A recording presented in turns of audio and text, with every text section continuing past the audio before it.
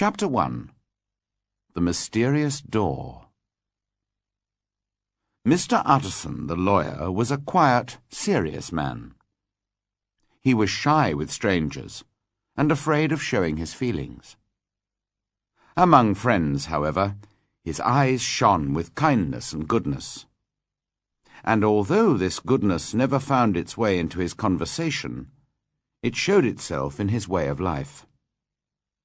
He didn't allow himself many enjoyable things in life. He ate and drank simply, and although he enjoyed the theatre, he had not been to a play for 20 years. However, he was gentler towards other men's weaknesses, and as always, ready to help rather than blame them. As a lawyer, he was often the last good person that evil-doers met on their way to prison, or worse. These people often carried with them memories of his politeness and fairness. Mr. Utterson's best friend was a distant cousin called Richard Enfield, who was well known as a fun-loving man about town. Nobody could understand why they were friends, as they were different from each other in every way. They often took long walks together, however, marching through the streets of London in companionable silence. One of these walks used to take them down a narrow side street in a busy part of London. It was a clean, busy, friendly street with bright little shops and shiny door-knockers. Near the end of this street, however, stood a dark, mysterious, windowless building. The door had neither bell nor knocker, and looked dusty and uncared for. Dirty children played fearlessly on the doorstep, and nobody ever opened the door to drive them away.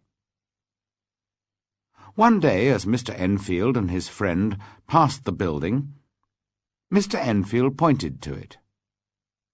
"Have you ever noticed that place?" he asked. "It reminds me of a very strange story."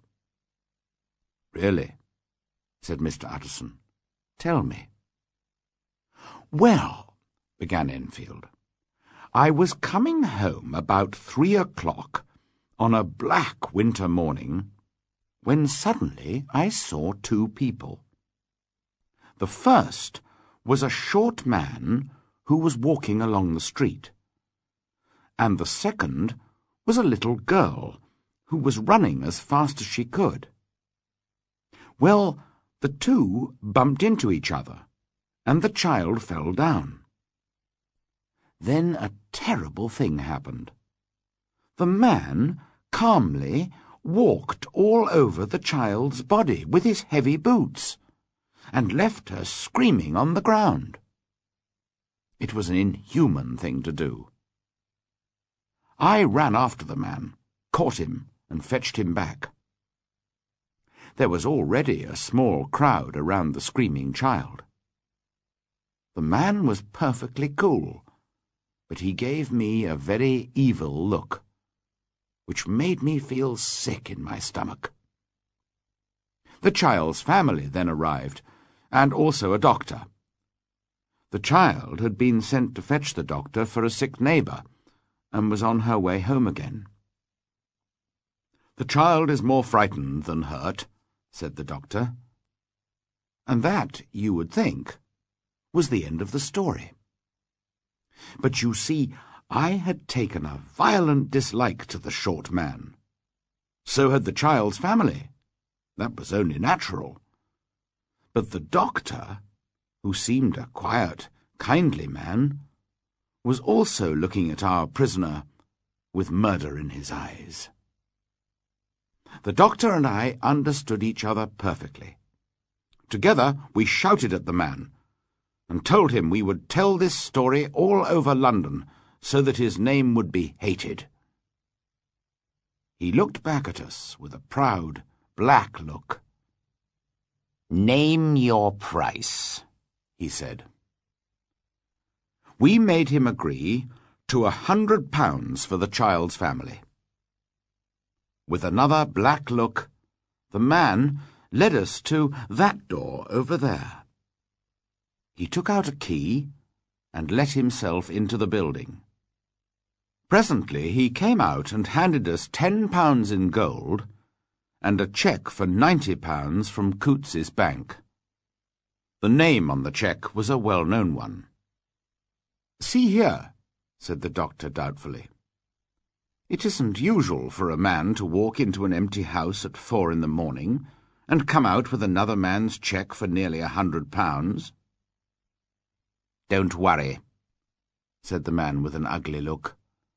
"I'll stay with you until the bank's open and change the cheque myself." So we all went off, the doctor and the prisoner and myself, and spent the rest of the night at my house. In the morning, we went together to the bank. Sure enough, the cheque was good, and the money was passed to the child's family. "Well, well," said Mr. Utterson. "Yes," said Enfield, "it's a strange story. My prisoner was clearly a hard, cruel man. But the man whose name was on the cheque was well known all over London for his kind and generous acts. Why would a man like that give his cheque to a criminal?" "And you don't know if the writer of the cheque lives in that building?" asked Mr. Utterson. "I don't like to ask," said his friend. "In my experience, it's not a good idea to ask too many questions, in case the answers are ugly, violent ones. But I've studied the place a little. It doesn't seem like a house. There's no other door, and the only person who uses that door is the man I've just described to you. There are 3 windows on the side of the house, which look down onto a small courtyard. The windows are shut, but they're always clean. There's a chimney, too, which is usually smoking, so somebody must live there." The 2 men continued on their walk. Then Utterson broke the silence. "Enfield," he said, "you're right about not asking too many questions. However, I want to ask the name of the man who walked over the child." "Very well," said Enfield. "He told us his name was Hyde." "What does he look like?" "He's not easy to describe, although I remember him perfectly. He's a strange-looking man. He's short, but has a strong, heavy body. There's something wrong with his appearance, something ugly and unpleasing. No, something hateful. I disliked him at once." Mr. Utterson thought deeply. "Are you sure he used a key?" he asked. "What do you mean?" asked Enfield in surprise. "I know it must seem strange," said his friend, "but you see, if I don't ask you the name on the cheque, it's because I know it already." "Well, why didn't you tell me?" said his friend rather crossly. "Anyway, he did have a key, and he still has it. I saw him use it only a week ago." Mr. Utterson looked at him thoughtfully, but said nothing more. Chapter 2. In Search of Mr. Hyde. After dinner that evening, Mr. Utterson went into his office and unlocked a cupboard. He took out an envelope. It contained the will of Dr. Henry Jekyll, and was written in the doctor's own handwriting. "If I die, or if I disappear for more than 3 months," the will began, "I wish to leave everything I own to my dear friend Edward Hyde." This will had both worried and annoyed Mr. Utterson. To a lawyer, it was an unusual and dangerous kind of will. It was bad enough when Edward Hyde was only an unknown name, but now that the lawyer knew something about Hyde, the will worried him more than ever. It had seemed like madness before. Now it began to seem shameful. With a heavy heart, Mr. Utterson replaced the envelope in the cupboard, put on his coat, and went to see his old friend, Dr. Lanyon. Dr. Lanyon was enjoying his after-dinner coffee. "Come in, old friend," he cried. The two men had known each other since their school days. They sat for several minutes drinking coffee and talking companionably of this and that. At last, Mr. Utterson mentioned the thoughts that were worrying him. "I suppose, Lanyon," he said, "that you and I are Henry Jekyll's oldest friends." "I suppose so," said Dr. Lanyon, "but I don't often see him now." "Really?" said Mr. Utterson in surprise. "I thought you and he were interested in the same things." "We were at one time," said Dr. Lanyon, "but more than 10 years ago, Henry Jekyll became too, imaginative for me. He developed some strange, wild, unscientific ideas. I told him so, and I've seen very little of him since then." Mr. Utterson looked at his friend's red, angry face. "Only a disagreement about some scientific question," he thought. "It's nothing worse than that." Calmly he continued, "Did you ever meet a friend of Jekyll's? A man called Hyde?" "Hyde?" repeated Lanyon. "No, never." Soon the lawyer said good night and went home to bed, where he lay awake for a long time, thinking about Enfield's description of Hyde and Dr. Jekyll's will. When at last he fell asleep, he was troubled by dreams. In his mind's eye, he saw a faceless man marching over the child's body. Then he saw his old friend Jekyll in bed, while the same faceless figure stood over him. The facelessness of that figure worried him deeply. "Very well, Mr. Hyde," said the lawyer to himself. "I will find you, and I will see your face for myself." During the next few weeks, Mr. Utterson spent many hours in the narrow street where Enfield had seen Hyde. He waited patiently near the mysterious door, hoping for a sight of Mr. Hyde. And one dry, clear winter night he was successful. The street was empty and silent, and small sounds carried a long way. The lawyer heard footsteps. He stepped back into the shadows and waited. A short figure turned the corner and walked towards the mysterious door. Although Mr. Utterson could not see his face, he felt a strong, almost violent dislike for the stranger. Mr. Utterson stepped forward and touched him on the shoulder. "Mr. Hyde?" "Yes, that's my name," said the stranger coolly. "What do you want?" "I see that you're going in. I'm an old friend of Dr. Jekyll's. My name's Utterson. You must have heard my name. May I come in with you?" "Dr. Jekyll is not at home," replied Mr. Hyde. "How did you know me?" he added sharply. "First, let me see your face," replied the lawyer. Mr. Hyde hesitated for a moment. Then he stood under the streetlight and the lawyer saw his face. "Thank you," said Mr. Utterson. "Now I shall know you again. It may be useful." "Yes," said Mr. Hyde, "it may indeed be useful. Here, too, is my address. You may need it one day."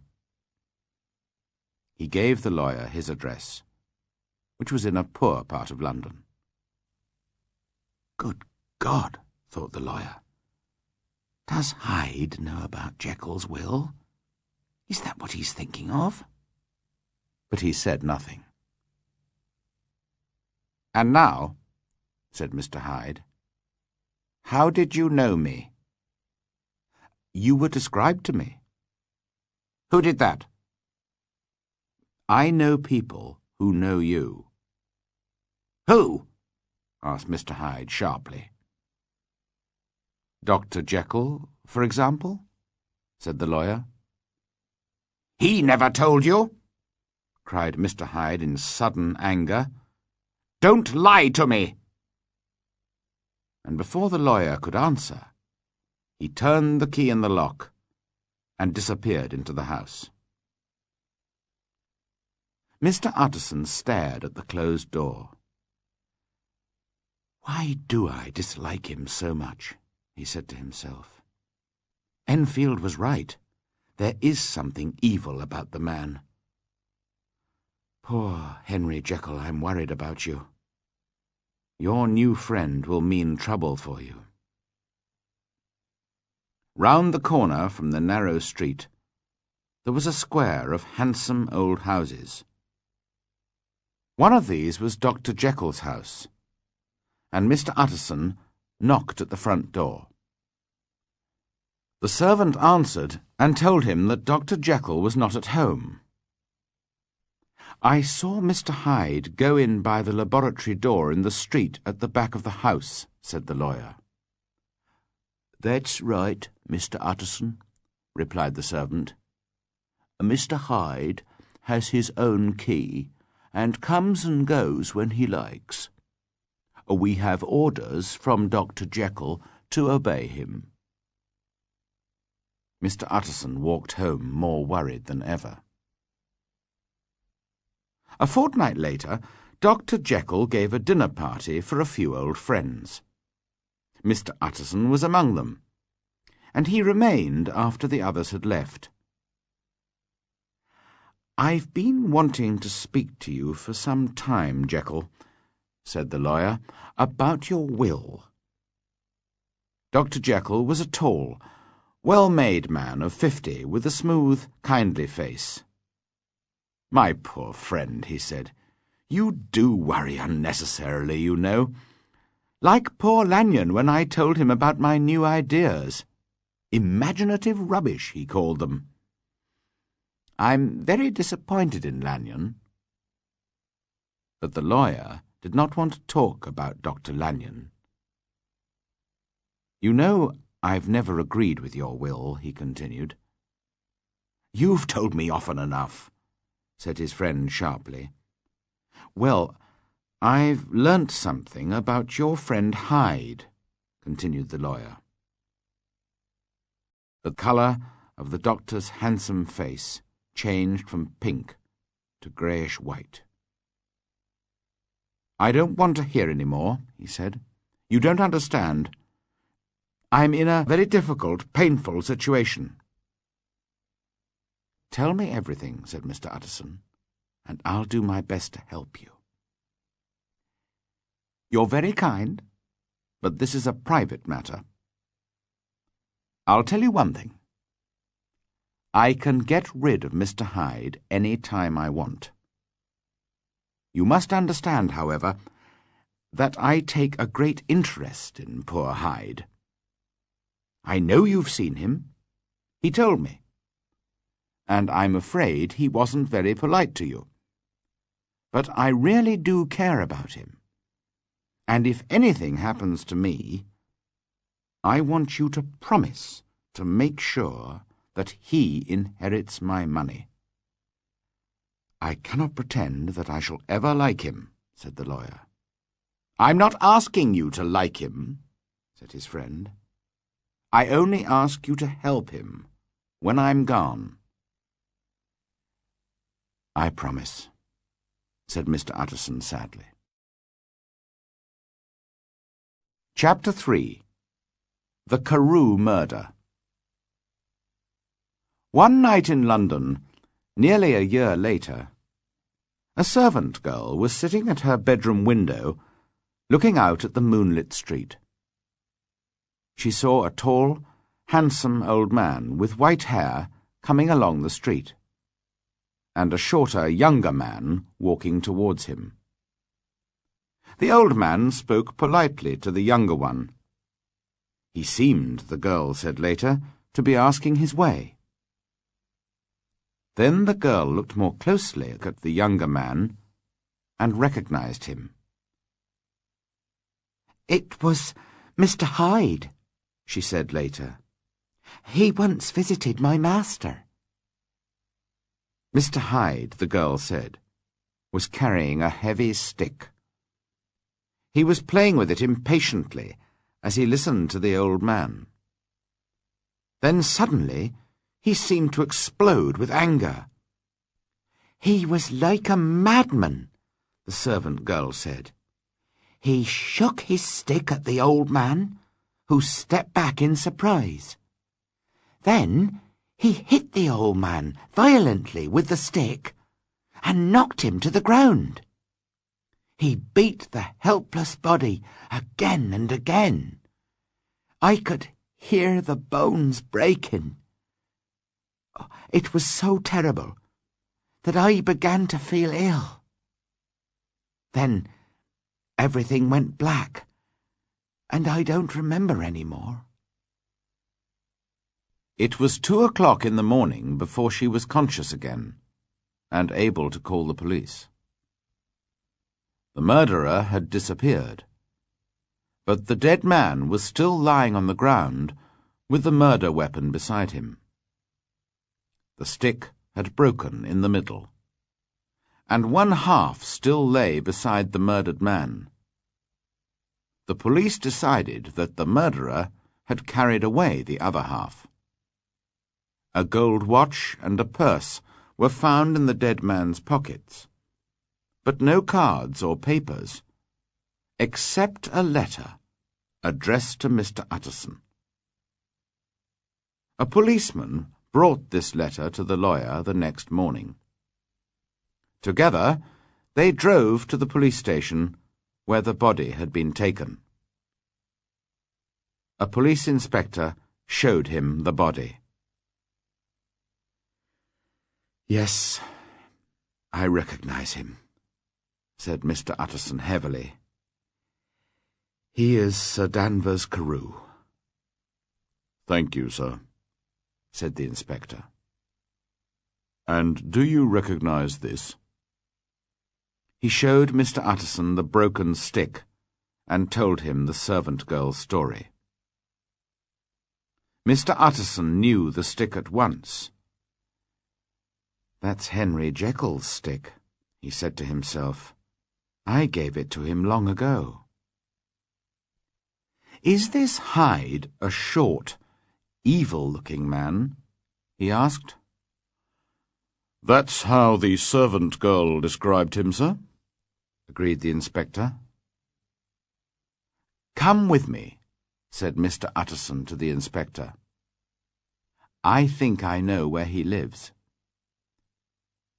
Mr. Utterson led him to the address on Mr. Hyde's visiting card. It was in a poor part of London, in a dirty street full of cheap bars and eating houses. This was the home of Henry Jekyll's favourite friend, the man who would inherit Jekyll's £250,000. An old servant opened the door. Under her silvery hair was a smooth face with a false smile and evil eyes. But she was polite enough. "Yes," she said, "Mr. Hyde lives here, but he's not at home. My master came in very late last night. He left again after only an hour. Was that unusual? Asked the inspector. Not at all, replied the servant. He's often away, and frequently stays away for months at a time. We would like to see his flat, said Mr. Utterson. Oh, I can't do that, sir, began the servant. This gentleman is a police inspector, said Mr. Utterson. Ah, said the servant, looking unnaturally pleased about it. Mr. Hyde's in trouble. What's he done? Mr. Utterson and the inspector looked at each other. He doesn't seem a very popular person, said the inspector. He turned to the servant. Now please let us in, and we'll have a look around. Mr. Hyde had only 2 rooms in the house. These were extremely comfortable and in excellent taste, with beautiful pictures on the walls and rich carpets on the floor. Everything was wildly untidy, however, and the fireplace was full of half-burnt papers. Among these, the detective found part of a cheque-book. He also found the other half of the murder weapon. Excellent, he said. Now, let's visit the bank and see if they recognize this cheque-book. Sure enough, the bank held several £1,000 in an account in the name of Edward Hyde. We've got him now, sir, said the inspector. We've got the murder weapon, and we've got his cheque-book. Now we only need his description on the wanted notices. This was not so easy. There were no photographs of the wanted man, and no 2 people could agree about his appearance. They all agreed on one thing, however. An evil man, sir, the servant girl said. You could see it in his face. Chapter 4. Dr. Jekyll receives a letter. Later that same afternoon, Mr. Utterson found his way to Dr. Jekyll's house. Jekyll's servant Poole let him in at once, and took him through the kitchen and across the back garden to the laboratory behind the house. It was the first time that Mr. Utterson had seen his friend's laboratory, and he looked around curiously. The old servant led Mr. Utterson through the laboratory and up some stairs to the doctor's private study above. This was a large room with tall, glass-fronted cupboards, a large mirror, and a big, businesslike table. A good fire burned in the fireplace, and beside it sat Dr. Jekyll, looking white and ill. In a thin, tired voice, he welcomed his friend. "Have you heard the news?" said Mr. Utterson after the old servant had left. "The newsboys were shouting about it in the street," Dr. Jekyll said. "A terrible business." "Let me ask you something," said the lawyer. "Sir Danvers Carew was my client. But you are my client too. And I want to know what I'm doing. You haven't tried to hide the murderer, have you?" "Utterson, I promise you," cried the doctor. "I promise you, I'll never see him again. I've finished with him forever. And now, indeed, he no longer needs my help. You don't know him like I do. He's safe, quite safe. Believe me, nobody will ever hear of Hyde again. The lawyer listened with a serious face. He did not like his friend's feverish, excited look. "You seem very sure of him," he replied. "I hope you're right. If he is caught and comes to trial, your name may be mentioned." "I'm absolutely sure of him," answered Jekyll. "I can't tell you how I know, but I'm certain. But can you please advise me about one thing? I've received a letter, and I don't know whether to show it to the police. May I leave it in your hands, Utterson?" "You're afraid, I suppose, that the letter will lead the police to Hyde?" asked the lawyer. "No," said Dr. Jekyll. "I don't care what happens to Hyde. I was thinking of my own reputation. Anyway, here is the letter." It was written in a strange, pointed handwriting, and signed Edward Hyde. "I am sorry that I've been so ungrateful in the past for your many generous acts," it began. "Please don't worry about me. I am quite safe, and I am certain that I can escape unharmed whenever I wish." "Did this letter come by post?" asked the lawyer. "No," replied Dr. Jekyll. "There was no postmark on the envelope. The letter came by hand." "Shall I keep the letter and think about it?" asked Mr. Utterson. "I want you to decide for me," answered his client. "I'm not sure of anything any more." "Very well," said the lawyer.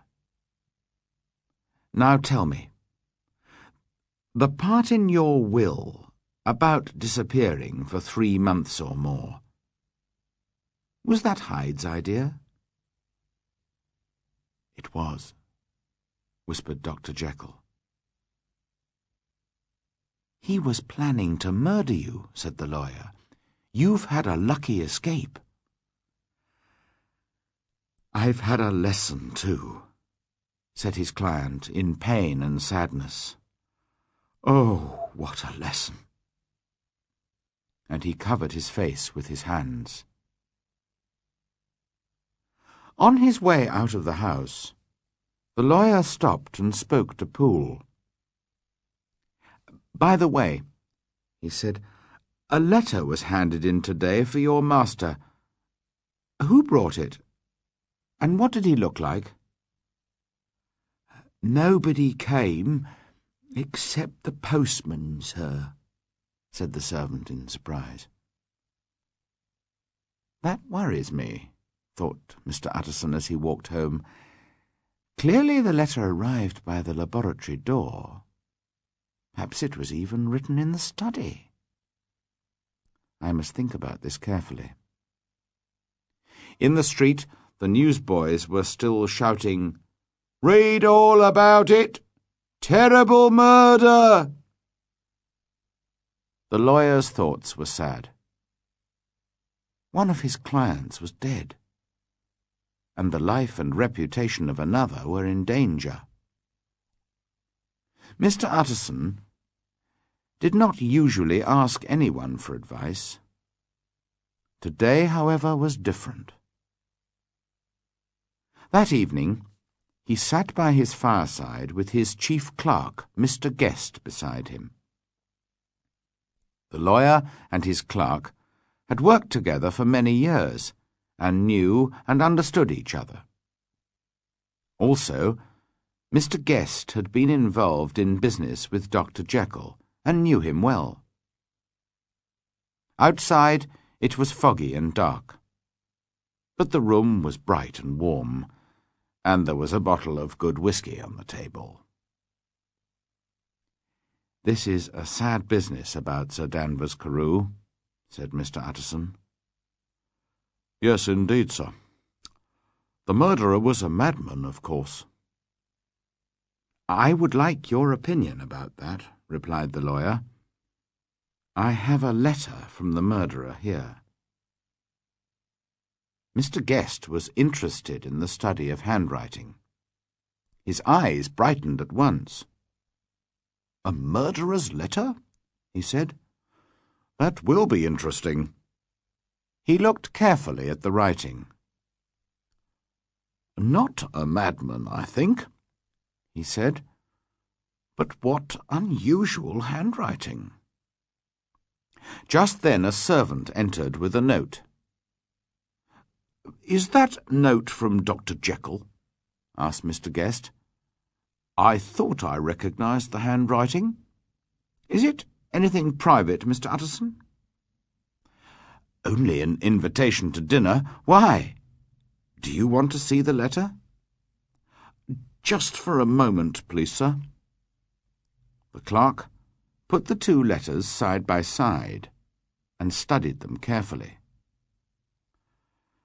"Thank you, sir," he said. "Very interesting." For a moment, Mr. Utterson hesitated, wondering and worrying. At last he put his thoughts into words. "Why did you look at the two letters together?" he asked. "Well, sir, in many ways the two are surprisingly similar." "How strange!" "Mr. Guest, I must ask you not to speak of this business to anyone." "Of course not, sir," said the clerk. "You can depend on me." Shortly afterwards, he said good night to his master and made his way home. When he was alone, Mr. Utterson locked the two letters in his cupboard. "Well," he thought, "so Henry Jekyll wrote that letter for a murderer." His face was as calm and expressionless as usual, but his heart was filled with fear for his old friend. Chapter 5. The Death of a Friend. Time passed. The search for Mr. Hyde continued.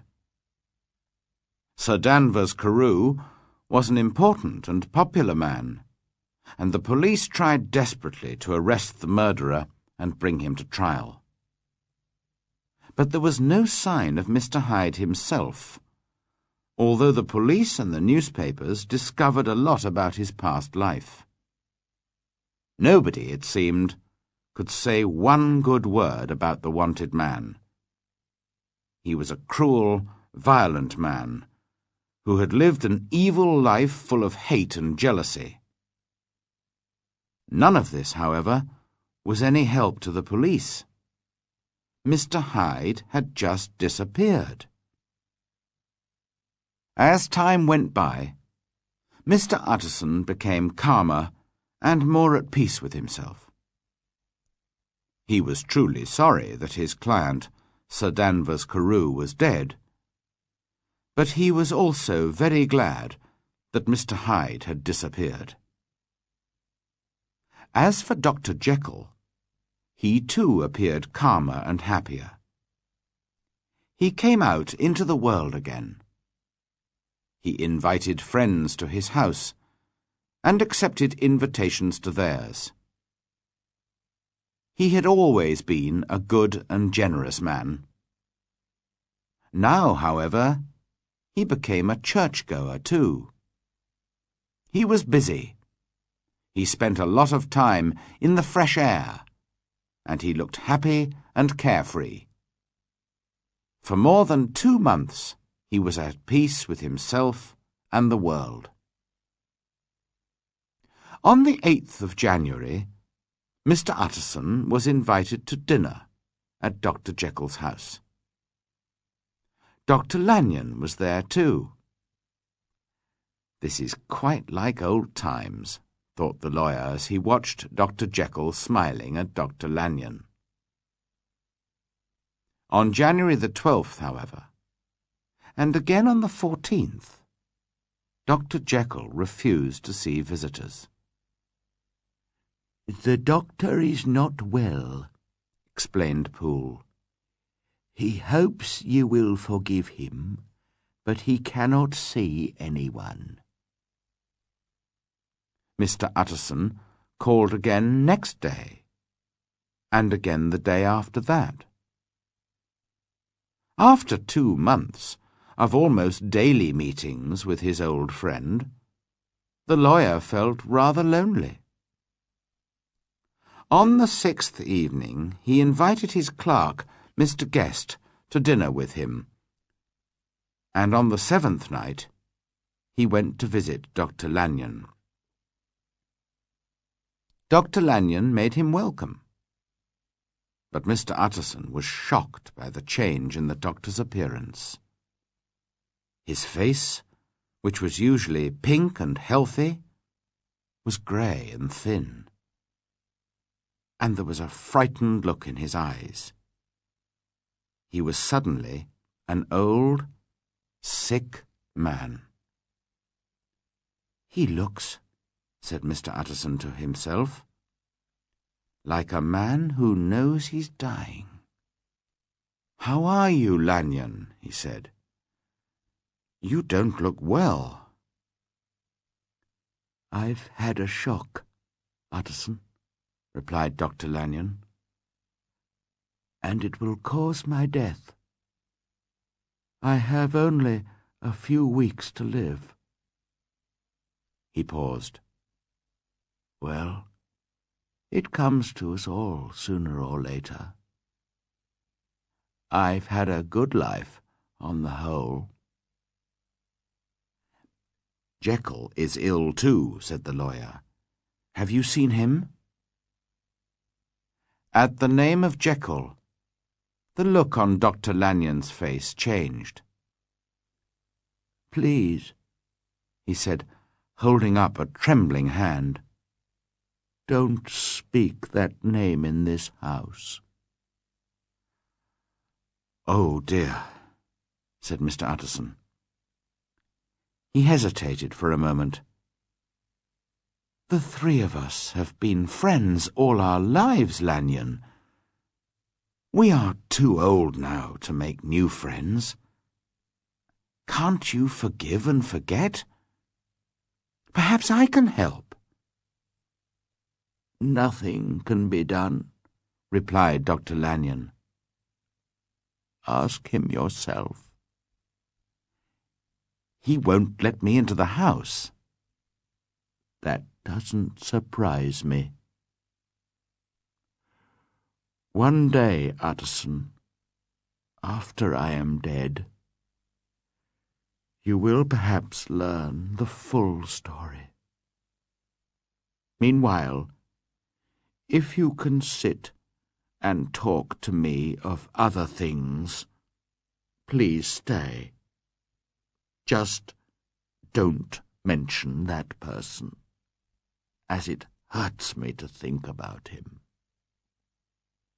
As soon as he got home, Mr. Utterson wrote to Dr. Jekyll. In his letter, he asked why Jekyll refused to let him into his house, and why he and Dr. Lanyon were no longer friendly. The reply was long, and not always easy to understand. "I am not angry with our old friend," Dr. Jekyll wrote, "but I agree with him that the 2 of us must never meet again. Meanwhile, you must forgive me if from now on I live a very quiet life. If you find my door closed to you, It's because I must travel this dark, dangerous road alone. I have done wrong, and I'm being punished for it, and nobody can help me." "What is this?" thought Mr. Utterson. "Hyde has disappeared. Jekyll is his normal self again. At least, he was until last week. Has he gone mad?"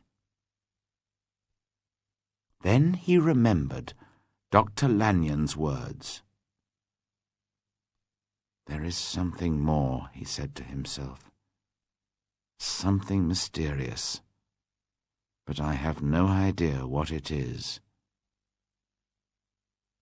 A week later, Dr. Lanyon was too ill to leave his bed.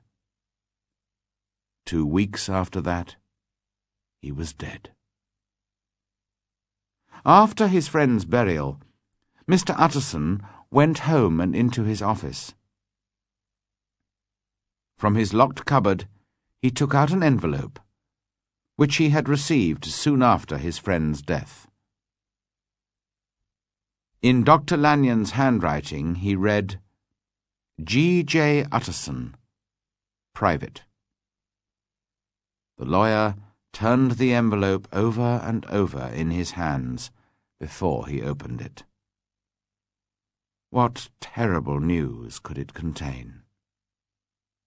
With trembling hands, Mr. Utterson opened the envelope.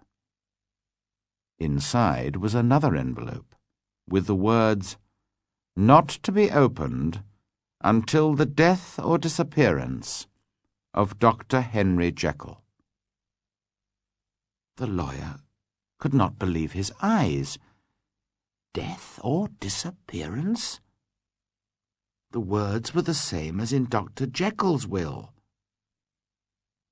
"I understand why Jekyll wrote those words," said Mr. Utterson to himself. "But why did Lanyon write them too?" For a moment, he wanted to open the envelope and uncover the mystery there and then. But Mr. Utterson was too honest a man and a lawyer to do that. He knew he must obey his friend's and client's last wish. He locked the envelope away in his cupboard, beside Dr. Jekyll's will. The lawyer was desperately worried about his friend Dr. Jekyll. He was afraid for him, too. He called at the house, but the doctor always refused to see him. "How is he, Poole?" Mr. Utterson asked the old servant one day. "Not very well, sir. He spends all his time in the study above his laboratory. He sleeps there as well. He seems very silent and uneasy. Something is worrying him, sir, but he won't tell anyone." For a long time, the lawyer called almost every day. Little by little, however, he became tired of his friend's refusal to see him, and his visits became less frequent. Chapter 6. The Face at the Window. One Sunday, soon afterwards, Mr. Utterson was walking with his friend Enfield, when they happened to pass through the narrow side street again. Enfield pointed to the mysterious door. "Well," he said, "that story's finished. We shall never see Mr. Hyde again." "I hope you're right," said the lawyer. "Did I tell you? I once saw Hyde too, and had the same strong feelings of dislike for him as you did. What an evil man."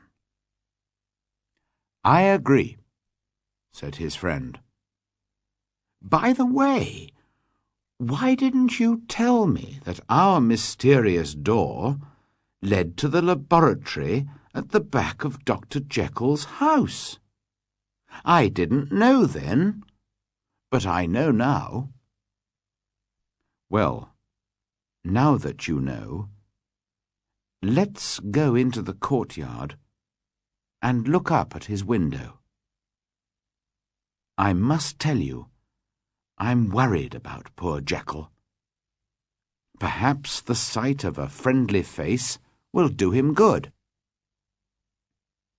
Overhead, the evening sky was bright, but the courtyard was cool and dark. At an open window of the study, above the laboratory, Dr. Jekyll sat, like a prisoner, staring at the world outside.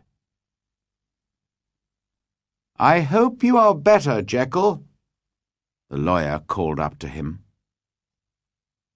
The doctor shook his head sadly.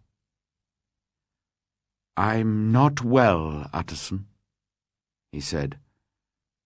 "I shall not be here much longer. Thank God." "You spend too much time indoors. You ought to get out, into the fresh air, like Enfield and me. By the way, this is my cousin, Mr. Enfield. Come now, get your hat and join us for a quick walk." "You're very kind," said the doctor. "But no, it's quite impossible. I would like to invite you and Mr. Enfield inside, but the place is not very tidy." "Well then," said the lawyer gently, "we can talk to you from here." "That's an excellent idea," began the doctor with a smile. But suddenly the smile left his face and was replaced by an expression of hopelessness, fear, and horror. The two men below saw it, but only for a second, as the window was shut with a bang. The two men looked at each other, then turned and left the courtyard without a word. In silence they crossed the narrow side street.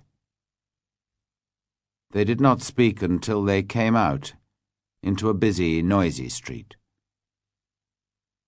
Then Mr. Utterson at last turned and looked at his companion, whose face was as pale as his own. The expression on Dr. Jekyll's face had upset them both deeply. "God help him," whispered Mr. Utterson. "God help the poor man." But Mr. Enfield only nodded his head very seriously and walked on without a word. Chapter 7. The Last Night. It was now March, and Mr. Utterson was sitting by the fire after dinner, when he was surprised to receive a visit from Dr. Jekyll's servant, Poole. The old man looked pale and frightened. "Mr. Utterson," he said, "something is wrong. Sit down by the fire and tell me all about it." "The doctor's locked himself up in his study, sir." "That's quite usual, surely," said the lawyer. "You know your master's habits as well as I do. He often shuts himself away from the world." "Yes, but this time it's different. It frightens me, sir. I've been frightened for more than a week now. and I just can't go on any longer." He stopped and stared down at the floor. "Try and tell me, Poole," said Mr. Utterson gently. "Something terrible is happening to my master. I can't explain, but please, sir, can you come with me and see for yourself?" At once, Mr. Utterson fetched his coat and hat. "Thank you, sir," whispered Poole gratefully. Together they made their way to Dr. Jekyll's house. It was a wild, stormy night. To Mr. Utterson, the streets seemed strangely empty and lonely.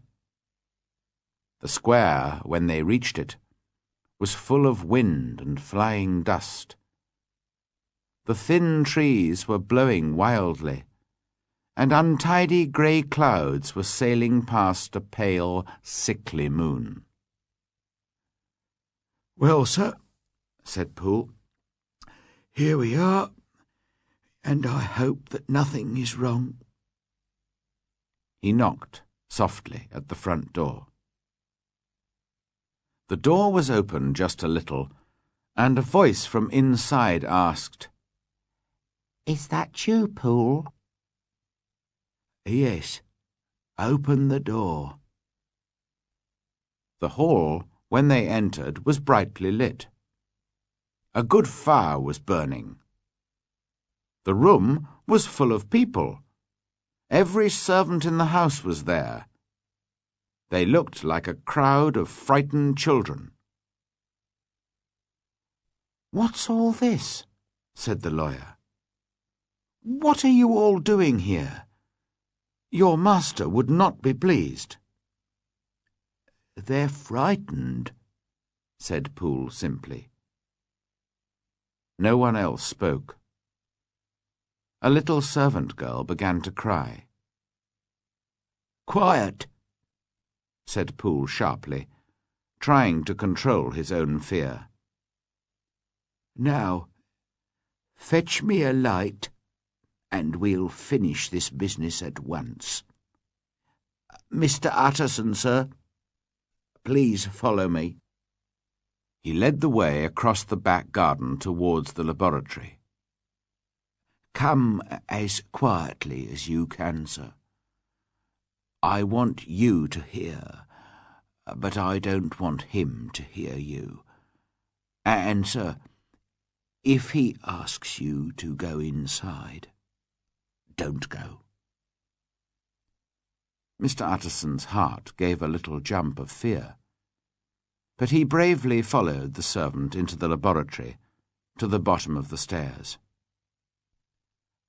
"Wait here, sir, and listen carefully," whispered Poole. He himself, again controlling his fear, climbed the stairs and knocked on the study door. "Mr. Utterson would like to see you, sir," he called. "Tell him I cannot see anyone," said a voice from inside the study. "Thank you, sir," said Poole.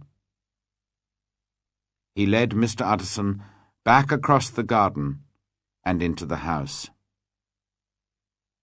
"Sir," he said, "was that my master's voice?"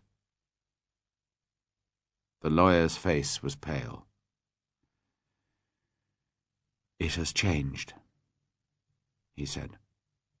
"Changed? You're right," said Poole. "I've worked for Dr. Jekyll for 20 years. That was not my master's voice. Someone has murdered my master. 8 days ago, we heard his voice for the last time. 'Dear God!' he cried. Then no more. The voice you heard just now was the voice of his murderer." "This is an extraordinary story, my good man," said Mr. Utterson. He tried hard to appear calm.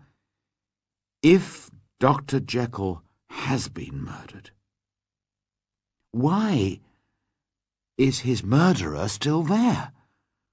What reason could he possibly have for staying?" "Perhaps you don't believe me, sir, but I know what I heard. For a week now, the person or thing in that study has been crying night and day for some special chemical powders.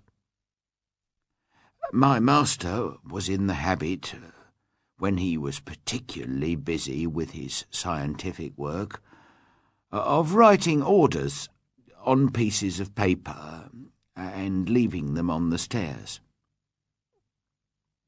We've had nothing else this week.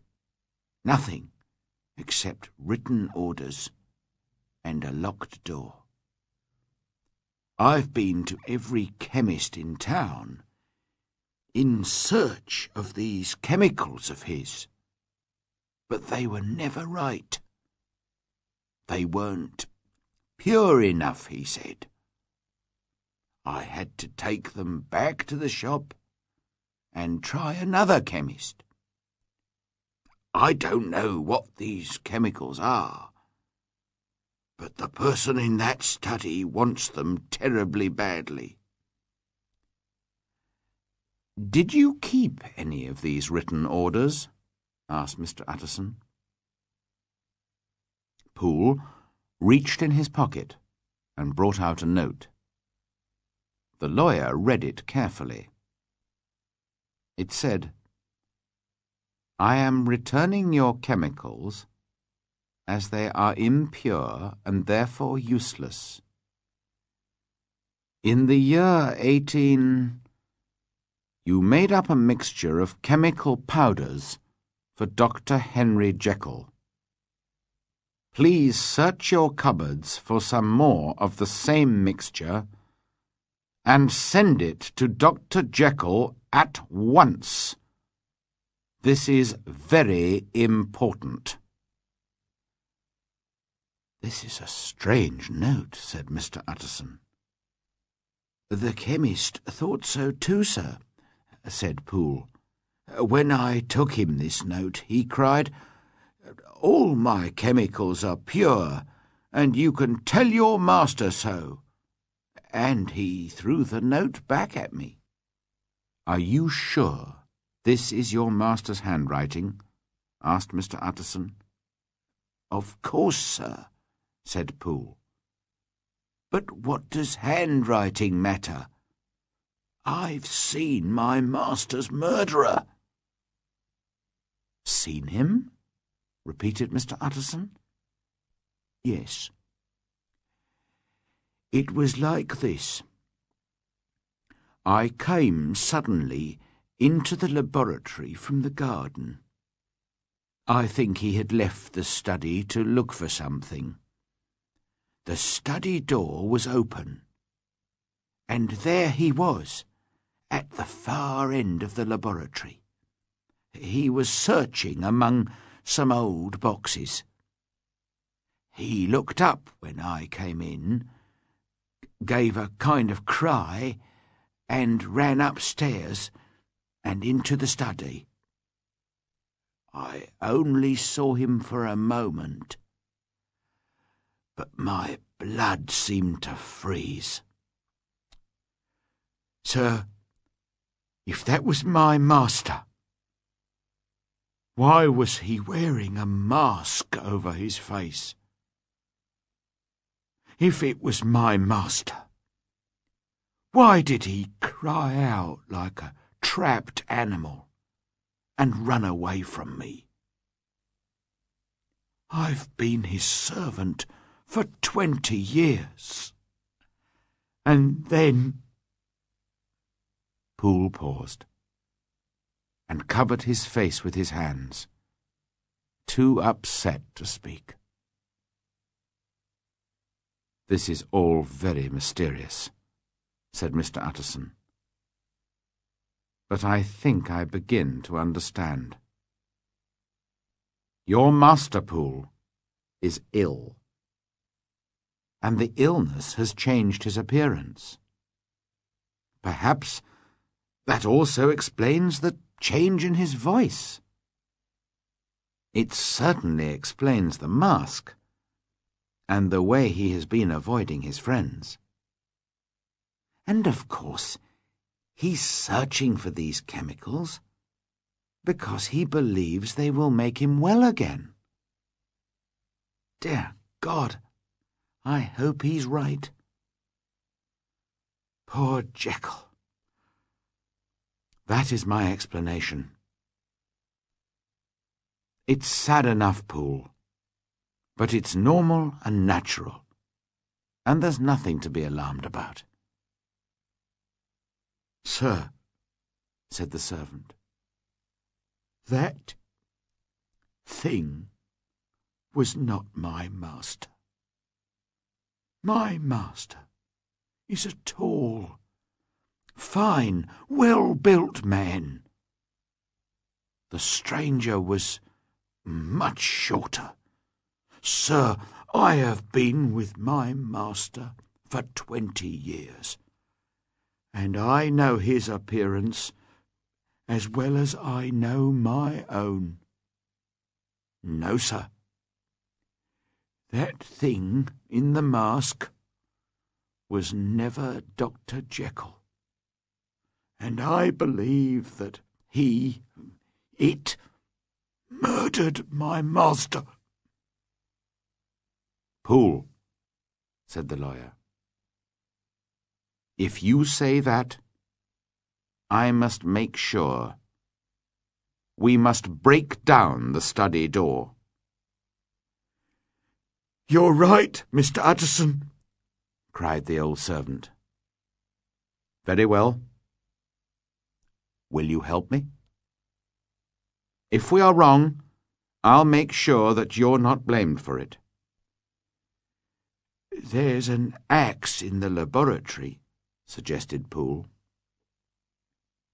"You realize, Poole," said Mr. Utterson, "that this may be dangerous for us both.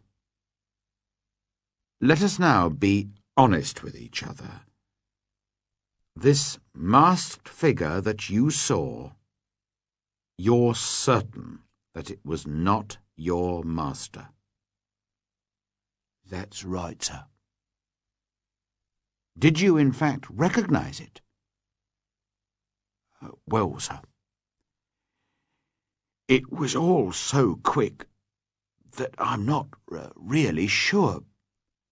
But, well, I think it was Mr. Hyde. It was short, like Mr. Hyde, and it moved in the same light, quick, active way. And who else could come in by the laboratory door from the street? You must remember, sir, that at the time of the Carew murder, Mr. Hyde still had the laboratory key with him. But that's not all. Mr. Utterson, did you ever meet Mr. Hyde?" "Yes," replied the lawyer. "I once spoke with him." "Then you will know, sir, that there is something strange about Mr. Hyde. Something evil." "I agree with you," said Mr. Utterson. "I felt something like that too." "Yes, sir. Well, when that thing in the mask jumped out from behind the boxes and ran up the stairs, I had exactly the same feeling. That thing behind the mask was Mr. Hyde." "I understand, Poole. And I believe you," said the lawyer slowly. "And I believe poor Henry Jekyll has been murdered. I believe, too, that his murderer is still hiding in the study. Now, Poole, let's go and make an end of it." Together, they went out into the back garden. The clouds had covered the moon, and it was now quite dark. As they passed silently by the wall of the laboratory, they stopped and listened. Further away they could hear the everyday noises of a London evening. From the study above them, however, came the sound of footsteps moving backwards and forwards across the floor. "It walks like that all day, sir," whispered Poole. "Yes, and most of the night, too. It only stops when some more chemicals arrive from the chemist. Ah, sir, listen to that. Do you think those are my master's footsteps?" The short, light steps were indeed very different from Henry Jekyll's long, heavy ones.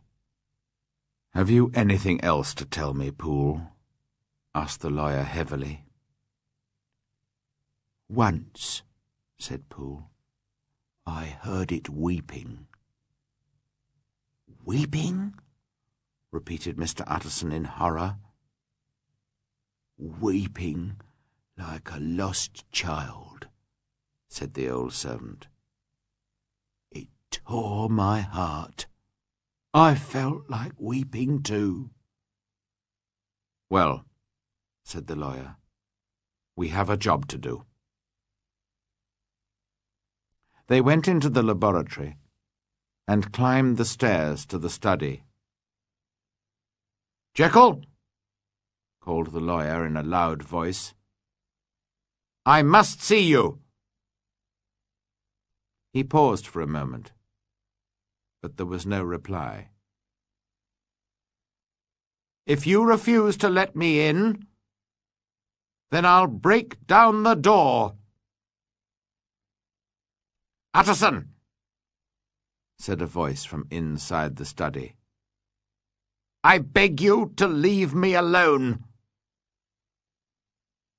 "That's not Jekyll's voice," shouted Mr. Utterson.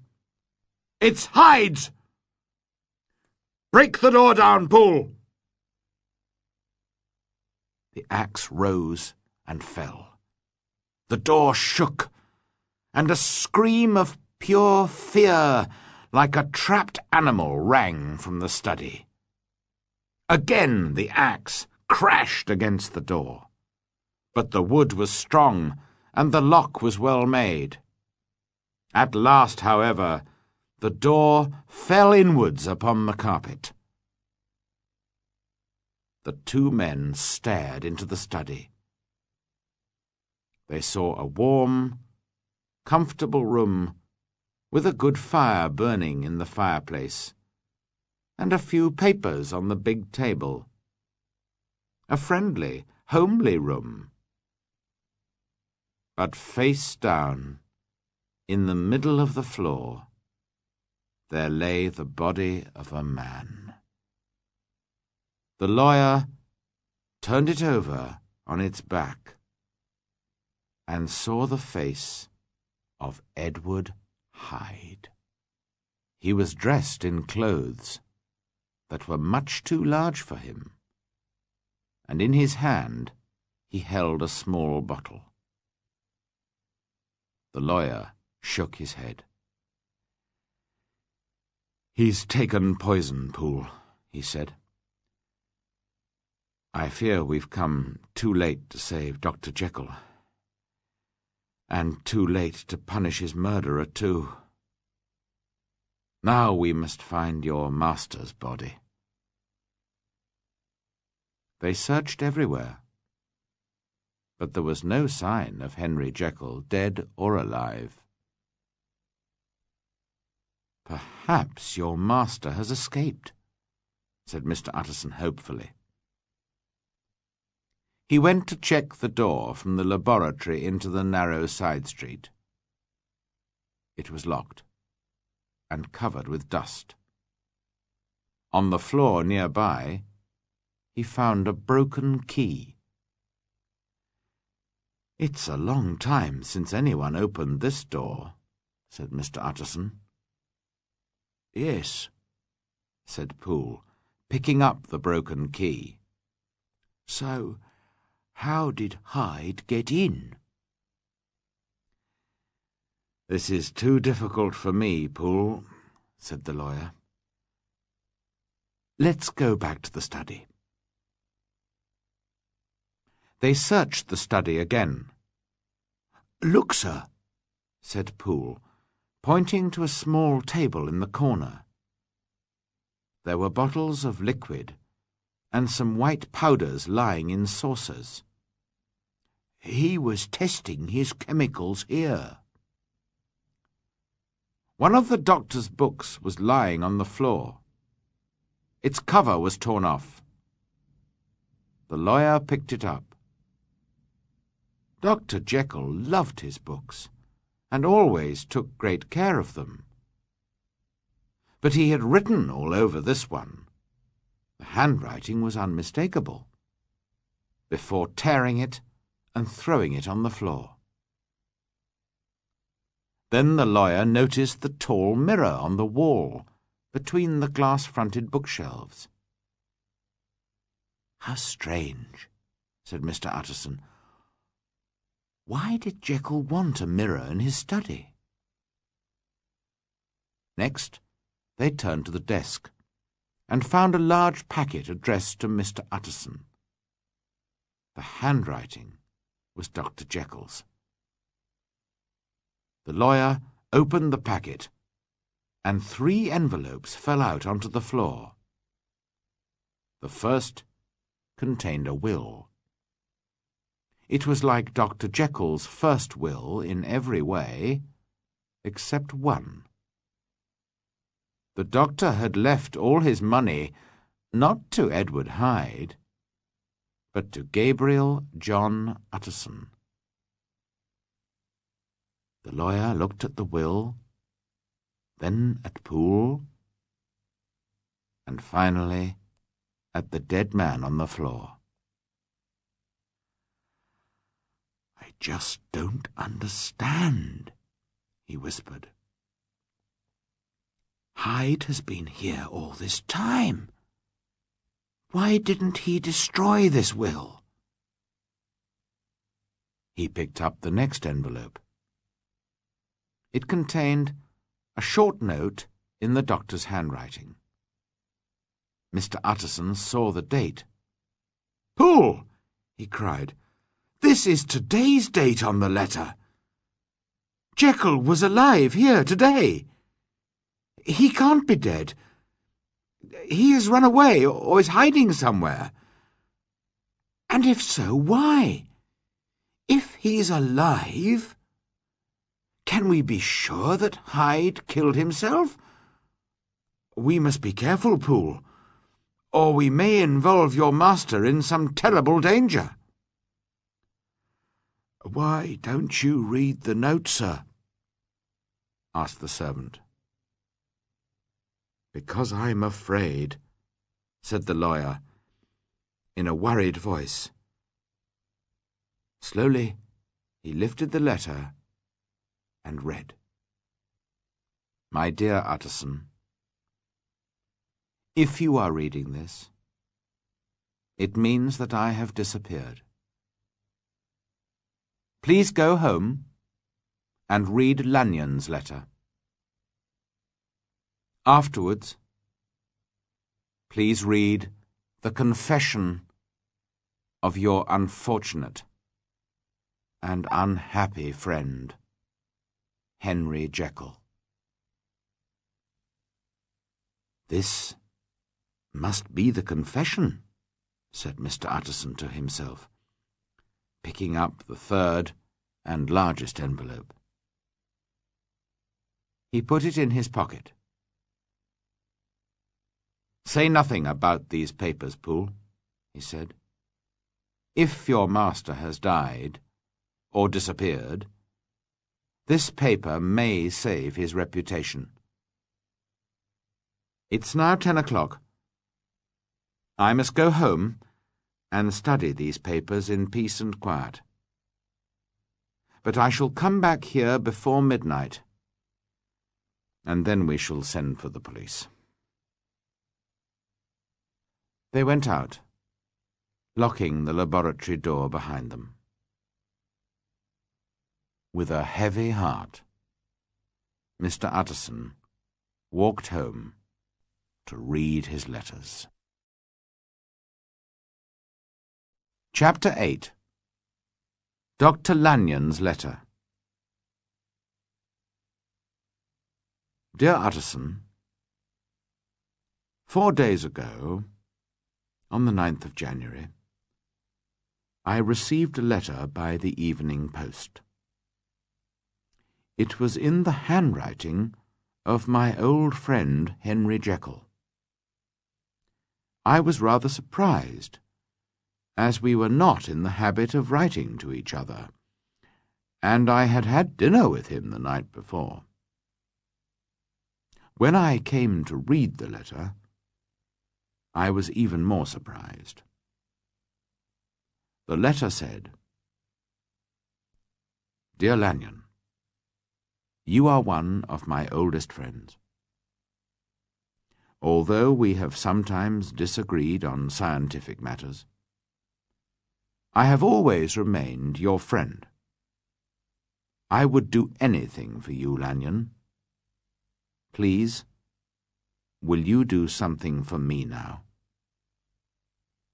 Please, old friend, come to my house at once with this letter in your hand.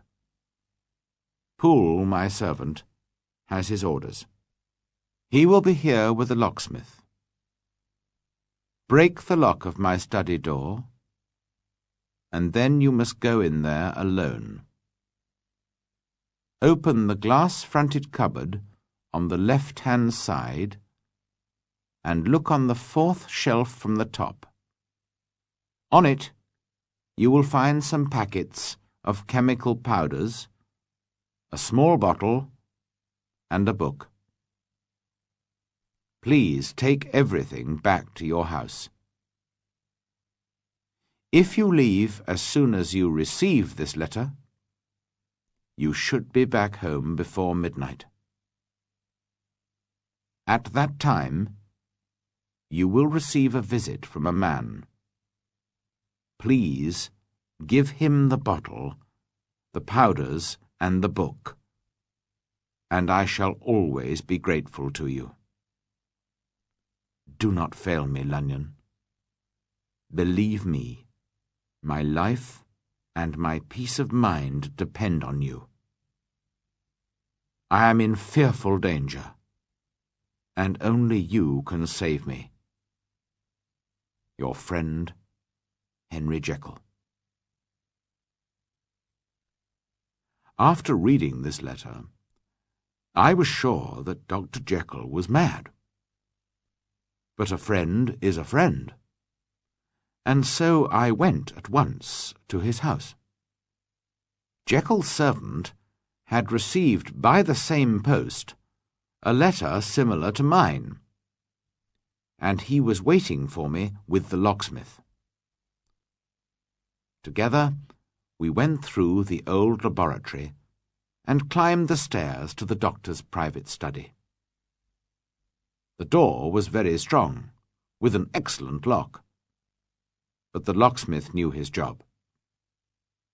Soon the door stood open, and I entered the study. I opened the cupboard and found the shelf. Sure enough, the powders, the bottle, and the book were there, and I took them home with me. At home, I looked at everything more carefully. There were several packets of white powder and a bottle of red, strong-smelling liquid. The book contained nothing except a list of dates, going back several years. The last date was nearly a year ago. Here and there, the doctor had added a few words. The word double appeared very early in the list, followed by the word failed. Double appeared in the list several more times. What was Jekyll doing? The book looked like a list of unsuccessful experiments. How could I, by taking these things to my house, save my friend's life and peace of mind? And what was the reason for this midnight visitor? I put my old gun in my pocket. Then I put everything in a box for my midnight visitor to collect. At midnight exactly, there was a knock on my door. A short man was standing in the shadows. "Are you from Dr. Jekyll?" I asked. He bent his head. Although I could not see his face, there was something unpleasing about him, and I was glad I had a weapon. I invited him into the house, and there, in the bright light, I took a closer look at him. His appearance was extremely strange. His clothes were very well made and expensive, but they were far too large for him. He looked like a child wearing his father's clothes, but there was nothing childlike about this man. He was short, as I have said, but very strong. At the same time, there was a look of sickness and horror about him, and his face was a mask of pain, violence, and hate. As a doctor, I could perhaps feel sorry for him. As a man, I felt only fear and dislike. "Have you got it?" said the stranger impatiently, reaching out his hand and touching my arm. His touch made my blood run cold. I shook off his hand. "Come, sir," I said calmly. "Sit down and introduce yourself." "I apologize, Dr. Lanyon," the stranger said more politely. "Dr. Henry Jekyll sent me here on an important matter. I have to collect something from you." I gave him the box. He took it with trembling hands. "At last!" he cried. He turned to me. His face was deathly pale. "Have you a medicine glass?" he asked. I gave it to him. He put a little of the red liquid in the glass and added a packet of powder. A small cloud of smoke rose from the glass, and the colour of the liquid changed from red to purple, and from purple to a watery green. The stranger put the glass down on the table and looked sharply at me. "And now," he said, "choose carefully. You can leave the room now, or you can stay and experience something new, something unknown to science. You can be rich, famous, and successful, if only you will believe." "Sir," I said, trying to remain calm, "I don't understand what you're trying to say, and I think you're probably mad. But I will stay." "Very well," said the stranger. "Now remember your promise. You've been an unbeliever all your life. You laughed at Dr. Jekyll's ideas and called them unscientific rubbish. Now see for yourself." He put the glass to his lips and drank the liquid. His whole body shook and jumped, and he almost fell. He held on to the edge of the table, breathing fast through his open mouth. As I watched, his whole body seemed to change. He seemed to become taller, fatter. His face turned black, and its shape began to change. The next moment, I jumped back against the wall, trembling with fear and horror. There, before my eyes, pale and shaken and sick, stood Henry Jekyll. I cannot make myself write down the things that Jekyll, with tears in his eyes, confessed to me that night. Now fear and horror are my only companions. Sleep has left me, and I feel that I have not long to live. As I write, I wonder, did I imagine it all? As a scientist, I cannot believe it. But I saw it happen with my own eyes.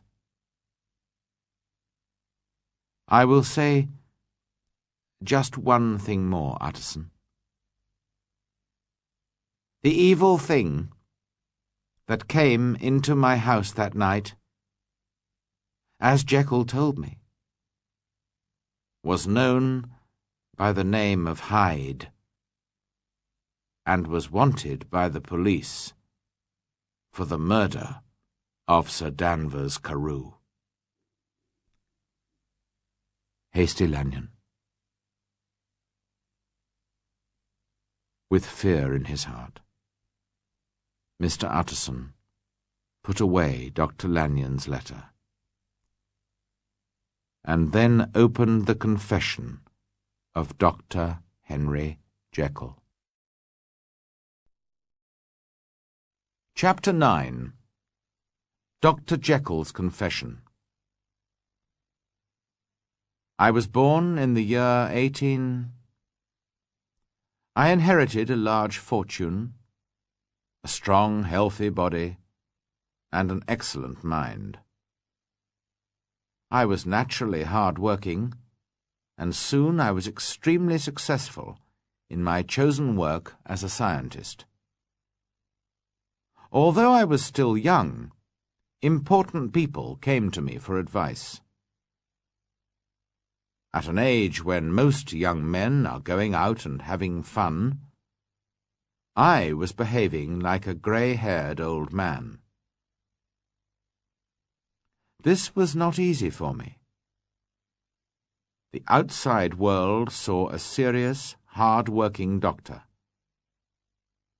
Behind this quiet character, however, was an active, fun-loving young man about town. This, of course, was nothing to be ashamed of, but I did not realize that at the time. I was ashamed, and I soon learned to keep my two lives separate. I was not dishonest in any way. Both these people were me. The serious, successful young doctor was me, and the wild, fun-loving, irresponsible young man was me too. I thought about this for a long time, and slowly I realized that I was not extraordinary in this. Every man has two sides to his character. He is two people. They live together, often uncomfortably, in the same body. How fantastic, I thought, if I could separate these two characters and give my fun-loving side his freedom. Then he could go out and enjoy himself unashamedly, and leave serious, studious Dr. Jekyll to get on with his important life-saving work. Was it possible, I wondered, to find a drug that could give each side of my character its own separate face and body? After much thought and careful study, I believed I had found the answer. I had read many scientific books and spent many hours in my laboratory searching for the right mixture of chemicals to make my drug. At last, I had everything I needed except a special kind of salt. I bought some from a chemist, and then I was ready. I hesitated for a long time before I began my experiment. Only a small mistake in the mixture of the drug could mean immediate death. But in the end, my wish to know was stronger than my fear. And so, late one disastrous night, I mixed everything together and prepared my drug. I watched the smoke rising from the liquid as it changed colour from red to purple and at last to green. Then, bravely, I drank every bitter drop. I felt a violent sickness in my stomach and a terrible pain in all my bones. The room seemed to turn round and round, and I trembled with fear. Then the fear and pain disappeared, and a strange, sweet feeling took its place. Wild thoughts danced through my mind. They were not good, serious thoughts.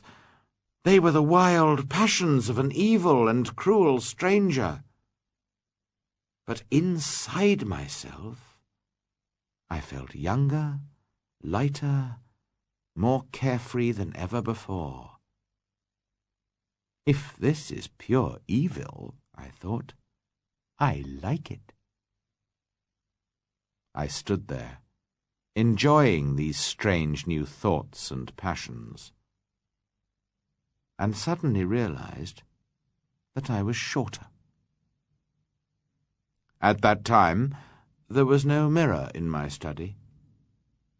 Later, I put one on the wall of my study so that I could watch these changes in my appearance. Now, however, it was 3 o'clock in the morning, and all the servants were asleep.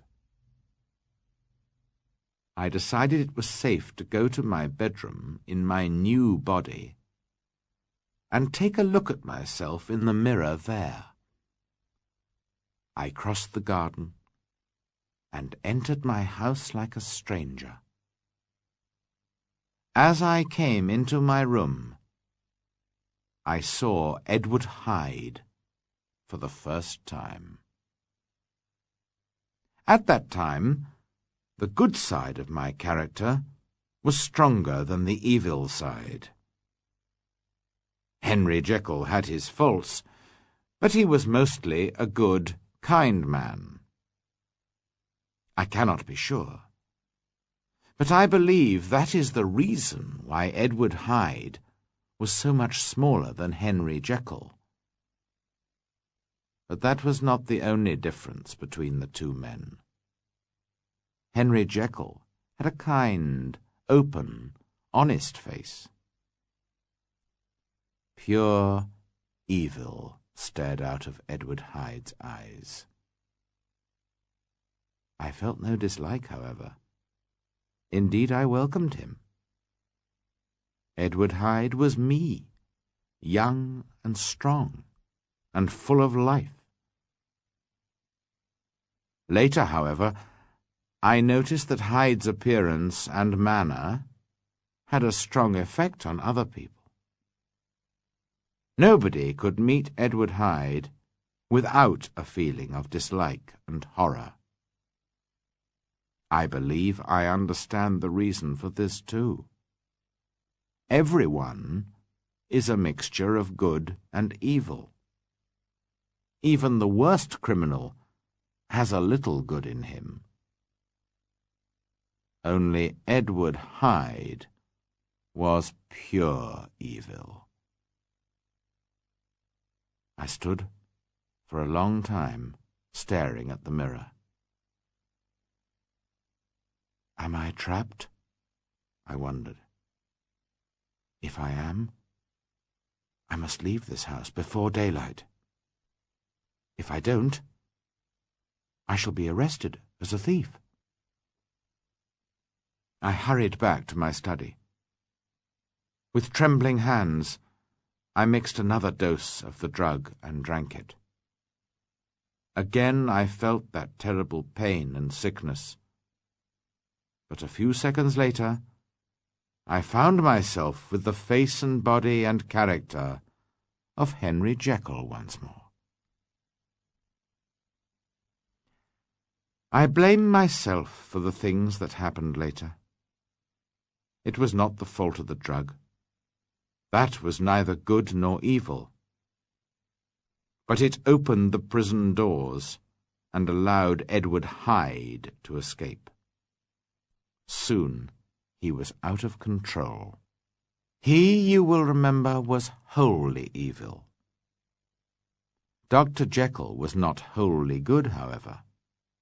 He was a normal man, with normal faults and weaknesses, and Hyde was too strong for him.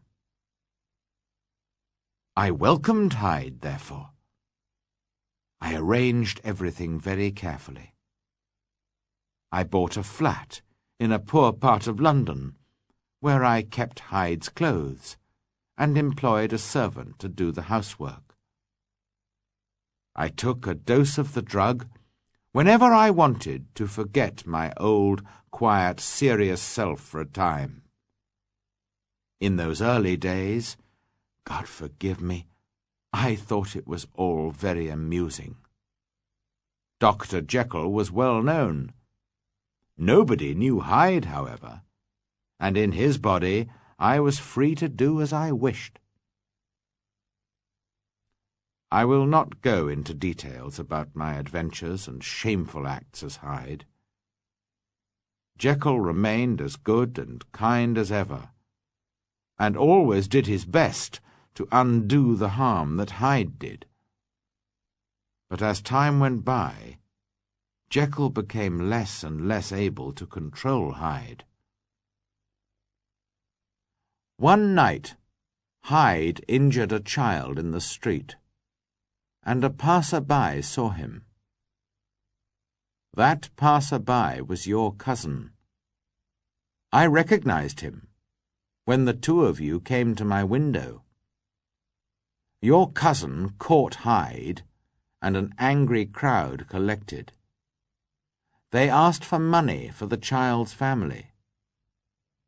In the end, in order to escape, Hyde had to give your cousin a cheque in the name of Jekyll.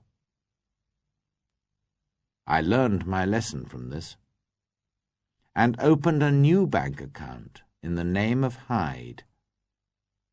I even gave Hyde a different handwriting. I was sure I was safe, but I was wrong. 2 months before the murder of Sir Danvers Carew, I went out on one of my evil adventures. Before I went to bed, I took a dose of the drug and became Dr. Jekyll once more. I woke up in bed the next morning with a strange feeling that something was wrong. I looked around the room, then down at my hand. Henry Jekyll's hand was large, white and well made. But the hand I saw that morning on the bed cover was thin, bony, greyish-brown, and hairy. It was the hand of Edward Hyde.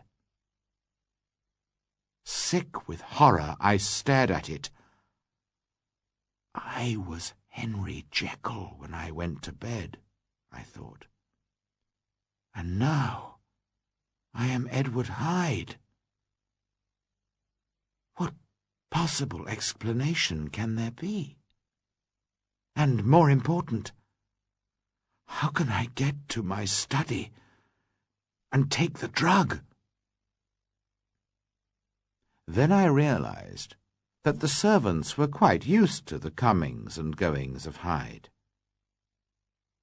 I put on Hyde's clothes and marched confidently through the house. Poole stared in surprise to see Mr. Hyde so early in the morning, but I did not care. 10 minutes later, Dr. Jekyll had returned to his own shape and was sitting down, pretending to eat breakfast. Too worried to eat, I sat there thinking hard about my situation.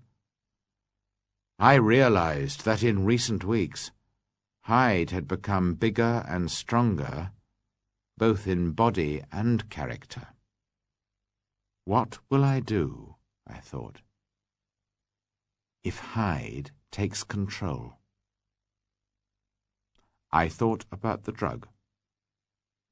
Once, in the early days, it had failed completely, and sometimes I had had to take a double dose before I changed into Hyde.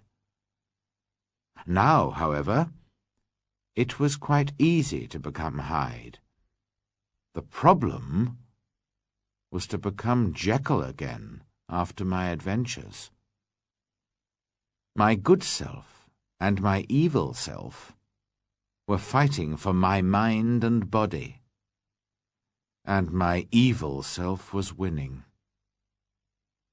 I knew I had to choose between the two, and I chose Dr. Jekyll. Perhaps I was not wholly serious about this, however, because I did not sell Hyde's flat or destroy his clothes. For 2 months I lived the life of a quiet and responsible man. But soon I began to miss Hyde, his strong young body, his love of life, and his dark adventures in the narrow, nameless streets of London. One night, when my life as Jekyll seemed impossibly dull and boring, I mixed a dose of the drug and drank it. It was like opening the door of a cage and letting a wild animal escape. That night I became a madman and beat Sir Danvers to death for no reason at all. I felt only a wild delight as I hit his body again and again. Afterwards, I ran to the flat and destroyed all my papers. I was not ashamed of my crime.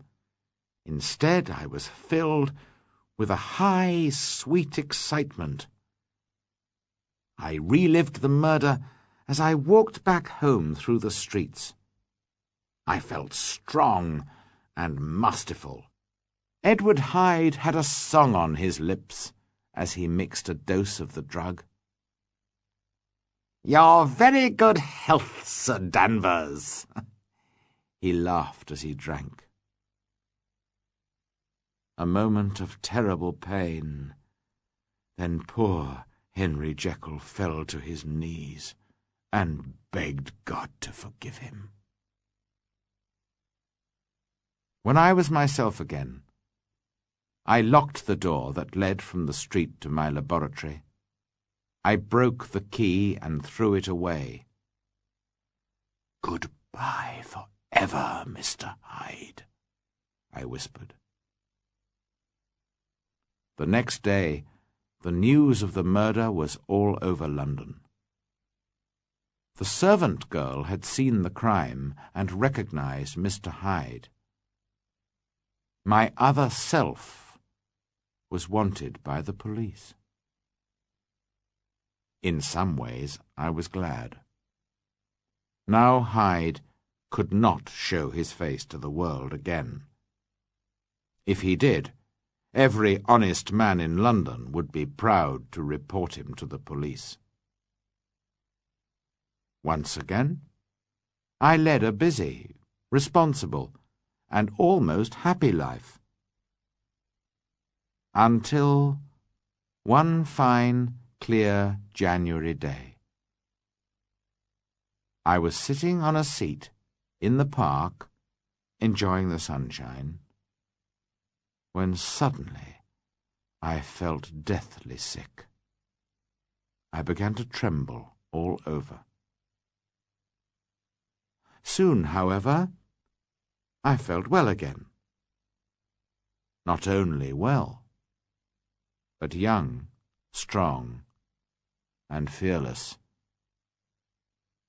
I looked down. My clothes were suddenly too big. The hand on my knee was the bony, hairy hand of Edward Hyde. It was so sudden. One moment, I was a famous and popular doctor. The next, I was a violent criminal who was wanted for murder. How could I get to my study to take the drug? I had locked the street door to my laboratory and broken the key. I could not, therefore, enter from the street. I could not go in through the house because of the servants. I needed help from outside. I thought of Lanyon, but how could I reach him? And how could I persuade him to let Hyde into his home? How, too, could I persuade him to break into Dr. Jekyll's private study? It looked impossible. Then I remembered. My appearance was unrecognizable, but my handwriting was unchanged. I could still write a letter in Dr. Jekyll's name. Calling a passing taxicab, I ordered the driver to drive to a hotel quite near Lanyon's house. Of course, Jekyll's clothes were much too large for my body, and I had trouble in climbing into the cab. The driver noticed my strange appearance and could not help laughing. I gave him such a black look, however, that the smile froze on his face. In my desperate fear and danger, I was like a pain-maddened animal, ready to kill or wound at any moment. I wanted to pull the driver from his seat and murder him then and there. But I was clever, too. My life depended on my coolness, and I fought to control my murderous passions. We reached the hotel. I paid the driver and went inside, holding up my too large trousers. The servants smiled when they saw my strange appearance. I stared angrily at them, and their smiles disappeared at once. I gave my orders, and they led me to a private room and brought me some writing paper and a pen. Hyde in danger of his life was a new experience for me. I write he because I find it hard to write I. He was not human. His only feelings at that time were fear and hate. Hyde was wholly evil, but he was not stupid. He knew that his life depended on 2 letters, one to Lanyon and one to Poole. If he failed, he would die. Carefully, he wrote the letters and sent a servant to post them. After that, he sat all day by the fire in the private room. There, too, he had dinner, brought by a frightened waiter. At last, when darkness had covered the city, he sat in the corner of a closed taxicab. "Just drive round," he ordered. And the driver drove backwards and forwards through the streets of London. Then, when Hyde thought the driver was beginning to suspect something, he sent the taxicab away and continued on foot. He was a strange figure in his 2 large clothes, with fear and hate staring out of his eyes. He walked along, talking to himself. Once a woman spoke to him. "Will you buy my matches, sir?" she begged. Hyde hit her across the face, and she ran away in fear.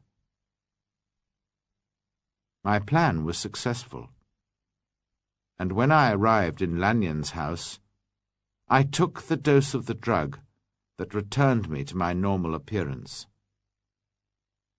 Immediately afterwards, I felt deeply ashamed. Perhaps it was Lanyon's horror that made me feel like that. I do not know. But I hated myself, and I was conscious of an important change in my feelings. I was no longer afraid of the police. I was afraid of Hyde himself. The thought of his short, strong, hairy body and his evil, cruel, wholly selfish mind filled me with horror. Exhausted by the horrors of that day, I slept heavily. I woke in the morning feeling weak and shaky, but quite normal. I still hated and feared the thought of the wild animal inside me, and I had not forgotten the desperate dangers of the day before. But I was at home and close to my drugs, and I was most deeply grateful for my escape. I was walking across the garden after breakfast, enjoying the clear wintry air, when suddenly my body was again torn by those indescribable feelings which I always experienced after a dose of the drug. I only just reached my study before I was again burning and freezing with the violent passions of Hyde. With feverish speed I mixed the drug. This time I had to take a double dose to return to my old shape. And then, only 6 hours later, the pains returned and I had to repeat the dose. From that day onwards, the situation worsened. I needed larger and more frequent doses in order to stay in Jekyll's body. The pains came unexpectedly, but most of all when I was asleep. I was afraid to go to bed, or even to sleep for a few moments in my chair.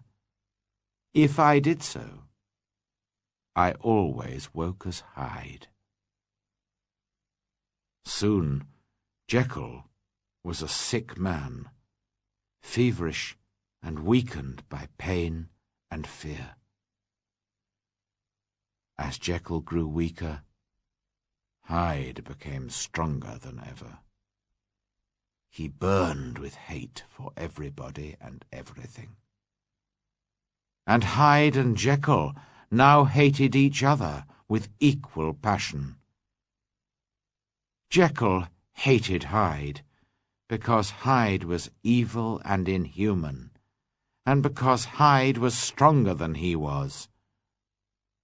Jekyll lived in fear of waking up and finding himself in Hyde's body with all Hyde's evil passions.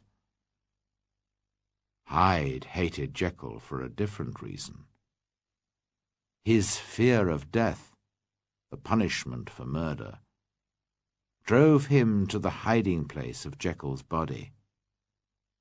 But he hated this prison, and was always fighting to escape from Jekyll's mind and body, and take control. He also hated Jekyll's weakness and his sad, hopeless condition. Most of all, he hated Jekyll's dislike of him. This was why Hyde sometimes did things to annoy Jekyll. He tore the doctor's books and wrote all over them. He burned his letters and even destroyed a picture of the doctor's dead father. Only Hyde's fear of his own death stops him from killing me. His love of life is terribly strong, and he knows that if he kills me, he too will die. I almost feel sorry for him. It is useless to continue this confession. The final disaster has arrived, and will put an end to my punishment. I shall soon lose my own face and character forever. I have only a few doses of the drug left. I sent Poole to the same chemist to fetch some more chemicals. When he brought them, I mixed a dose of the drug. The liquid smoked and changed from red to purple, but it did not turn green. I drank it and looked in the mirror, but there was no effect. Edward Hyde's face still stared back at me. I expect Poole has told you that I have searched London for the chemicals I need. It is no good. I have decided that the first chemicals I bought were not absolutely pure. By accident, they contained something unknown to myself or to the chemist that prepared them. And that unknown something made my drug effective. So my drug was an accidental discovery that cannot be repeated. About a week has passed. I have used the last of the old chemicals, and for the moment I am Henry Jekyll again. But I cannot write much more. I have very little time. If Hyde returns while I am writing this confession, he will tear it to pieces to annoy me. If I finish it, however, he will probably not notice it. He lives only for the moment, and he is already a changed man. He is like a trapped animal now. He sits in my chair, trembling and weeping with hate and fear. All the time, he listens for the policeman's knock at the door. Will he be caught at last and put to death? Or will he be brave enough to take a dose of poison at the last moment? Well,